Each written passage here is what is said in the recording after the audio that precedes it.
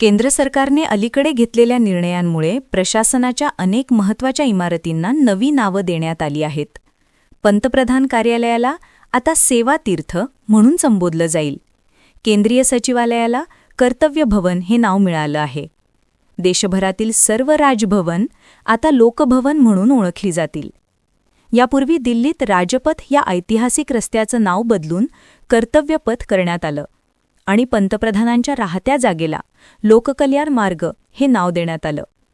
या सर्व नावबदलांच्या मागे एक स्पष्ट संदेश आहे. सरकार लोकाभिमुख, सेवा केंद्रित आणि कर्तव्य सर्वोच्च मानणारे आहे. नावांमधील बदल हा प्रतिकात्मक असतो आणि प्रतीकं कधीकधी अत्यंत महत्त्वाची भूमिका बजावतात. राष्ट्राची ओळख, आदर्श आणि भावनिक ऊर्जा या प्रतीकांमधून उभी राहते. मात्र प्रश्न असा की या प्रतीकांमुळे प्रत्यक्षात प्रणाली बदलते का? लोकांच्या वेदना कमी होतात का? सार्वजनिक कामे वेगवान होतात का? भ्रष्टाचारावर अंकुश बसतो का? हेच सामान्य माणूस विचारतो. सरकारच्या निर्णयांवर टीका करणारा सामान्य नागरिक सांगतो की नावं बदलणं ठीक आहे, पण जोपर्यंत भ्रष्टाचार करणाऱ्यांवर कठोर आणि त्वरित कारवाई होत नाही तोपर्यंत हे सर्व नौटंकीसारखं वाटतं. कारण भ्रष्टाचार ही फक्त आर्थिक गुन्हा नसतो, ती राष्ट्राच्या आत्म्यावर केलेली छाया असते. गरिबांना मिळणारं अनुदान कुठे गायब होतं? सरकारी प्रकल्पांची किंमत दुप्पट का होते? विद्यार्थ्यांना शिष्यवृत्ती उशिरा का मिळते? शासकीय कार्यालयांमध्ये फायली पुढे सरकण्यासाठी चहापाणी का गरजेचं असतं? जनता हे सारं अनुभवतात, म्हणून शब्दांवर नाही कर्मांवर लोकांचा विश्वास बसतो.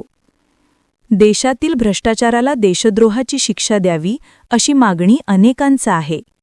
कारण भ्रष्टाचार राष्ट्राच्या संसाधनांचं अपहरण करतो. सैनिक सीमारेषेवर जीव धोक्यात घालून देशाचं रक्षण करतो. शेतकरी उन्हात पावसात मेहनत करून धान्य पिकवतो. उद्योगपती गुंतवणूक करतो. कर्मचारी रात्रंदिवस काम करतो. पण काही मुठभर लोक लाचखोरी आणि सिस्टीममधील छिद्र वापरून या सर्वांना लुटतात. हीच भावना देशद्रोहासारखी वाटते. अर्थात कायद्याची भाषा भावनिक नसते. ती पुरावे, प्रक्रिया आणि न्यायनिवाड्यावर चालते. परंतु ज्यांचा दैनंदिन संघर्ष भ्रष्ट व्यवस्थेशी आहे त्यांच्या मनात एकच आकांक्षा आहे: दोषींना कठोर शिक्षा व्हावी. जर सरकार नावाबरोबरच व्यवस्था बदलण्याची हिंमत दाखवेल, भ्रष्ट अधिकाऱ्यांना आणि भ्रष्ट नेत्यांना तुरुंगात टाकेल, संपत्ती जप्त करेल, त्यांना समाजापुढे उघड करेल, तेव्हाच लोकांचे मन जिंकले जाईल. नावं बदलणे हे परिवर्तनाचे पहिले पाऊल असू शकते, पण खऱ्या अर्थाने देशाचे भविष्य तेव्हा बदलते जेव्हा आपण न्यायाला गतिमान करतो. भ्रष्टाचाराला देशद्रोह समजण्याची भावना समाजात आहे ती अतिशयोक्ती नाही, ती लोकांच्या वेदनांची भाषा आहे. सरकारने हे ऐकून घेतल्यास नावांना खरी अर्थपूर्णता प्राप्त होईल. नाहीतर ही नावं कागदावर इतिहासात राहतील आणि लोकांचा विश्वास तसाच तुटत राहील. देशाचे भविष्य भिंतीवरील पाट्यांनी नाही तर न्यायालयातील निर्णयांनी ठरते. देशाच्या संसाधनांची चोरी रोखली तरच सेवातीर्थ हे नाव खऱ्या अर्थानं सेवा ठरेल. कर्तव्य भवन हे नाव कर्तव्य निभावेल आणि लोकभवन हे नाव जनतेच्या न्यायासाठी उभं राहील.